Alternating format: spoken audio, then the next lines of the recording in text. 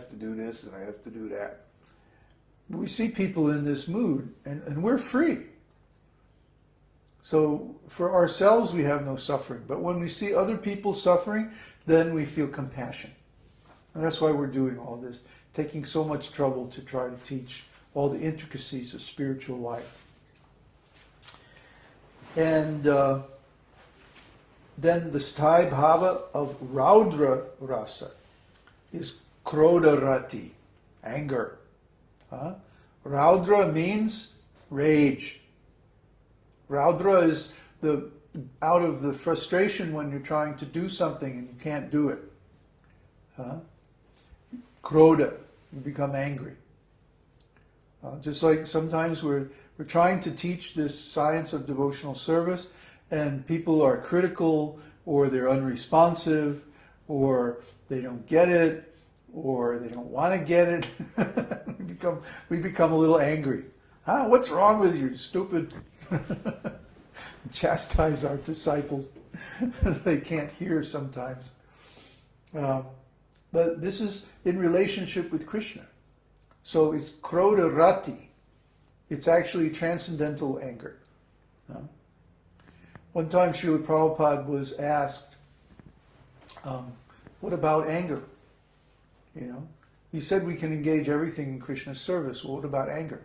Well, when the spiritual master or Krishna is offended, then the appropriate response is anger. In fact, Prabhupada said we should become angry like fire. And Prabhupada was a very good example of that. You did not want to get Prabhupada angry at you. Prabhupada being angry and chastising his disciples was a life-changing experience. I've seen people come out of Prabhupada's room like all shaking and white, because they had just been chastised. When Prabhupada got angry, it was like Nrsimhadev. It was like he was angry like a lion, fierce, and oh boy, and so much energy behind it. It's like you didn't want to be there. For some reason, he never chastised me. Anyway, so that's the Sthāyi-bhāva of Bhayankara-rasa is mukhya-rati, or fear. When someone becomes fearful, if it's in relation to Krishna, it's mukhya-rati. Like, for example, one may be afraid of committing offenses to Krishna. One may be afraid of being separated from Krishna. This is fear in devotion. And finally, the Sthāyi-bhāva of bhakti-rasa is jugupsa-rasa, or jugupsa-rati, or disgust. When we see someone, like sometimes we go to the park and there are these couples like fornicating on the grass, usually with a bottle of wine next to them, like this. It's like, do I really need to see this? That's disgust. Vibhatsa. Vibhatsa means like, ew.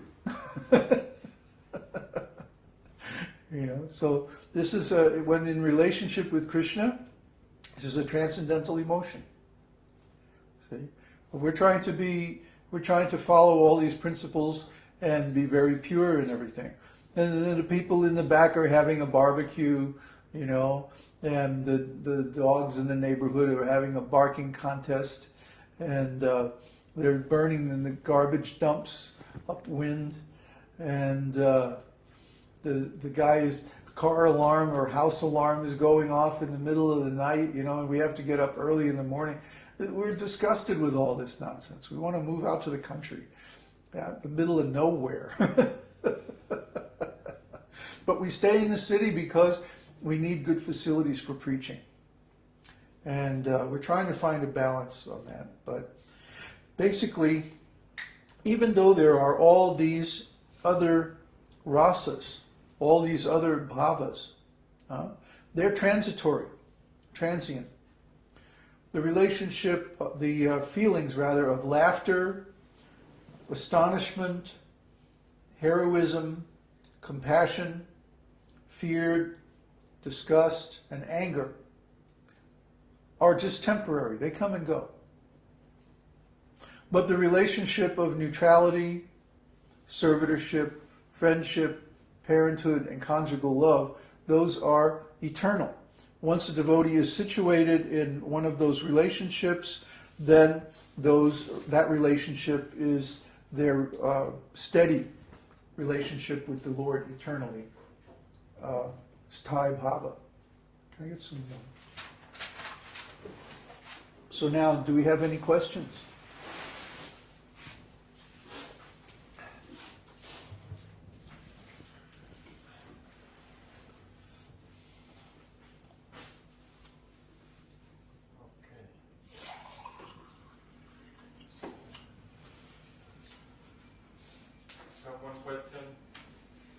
Chaitanya was talking about his ecstatic symptoms. He mentioned that he didn't want to dance or sing and like that, but he was doing it automatically. That means sakhya-bhāva, right? That's a little bit different. What Lord Chaitanya said actually is that I am chanting and dancing more or less automatically. My real attention is on my inner feelings in relationship with Krishna, my feelings of separation especially. That's the context in which he said that. He was trying to explain his consciousness. You see, Lord Chaitanya has two purposes for coming to. Lord Chaitanya is a special case. He has two purposes. He has an external purpose and an internal purpose. His external purpose is to spread the Yuga Dharma of chanting the holy name of the Lord. And his internal purpose is to relish the moods of Srimati Radharani. So externally, he was giving this chanting process. So he was doing this more or less automatically. His internal purpose, confidential purpose, was to relish the bhavas of separation in the mood of Radharani. See? So internally he was feeling this separation from Krishna.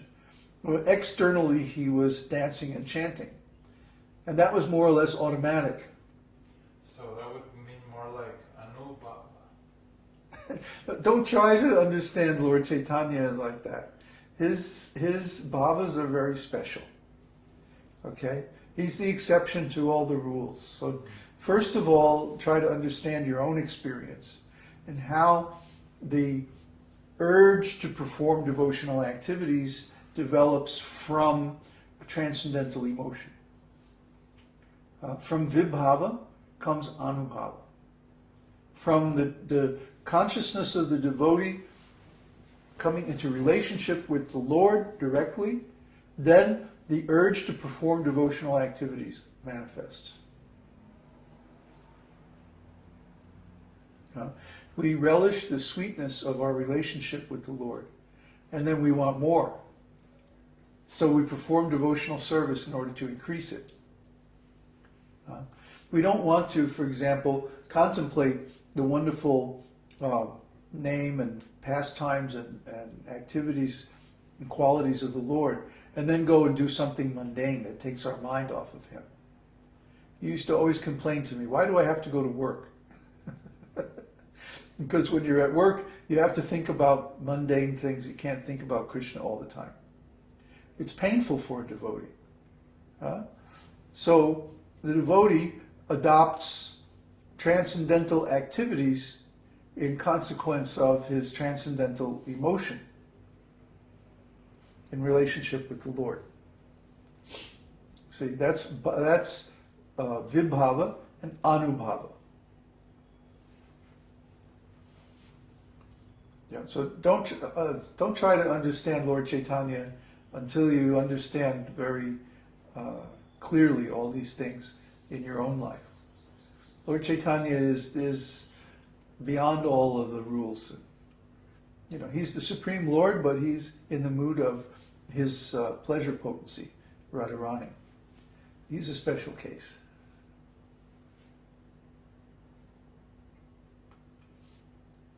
More questions? Huh? Speak up. When it's common for a devotee at even in the beginning stages to feel some kind of bhavas like the vyabhichari bhavas, They're always there. but the Sthāyi-bhāvas are not readily apparent to me. Not in the beginning, no. So that comes at the end.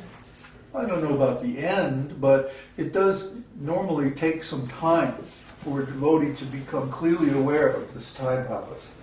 Usually what happens at first is a more generalized kind of feeling of ecstasy on account of contact with the Lord's name, pastimes, knowledge about Him, the process of devotional service,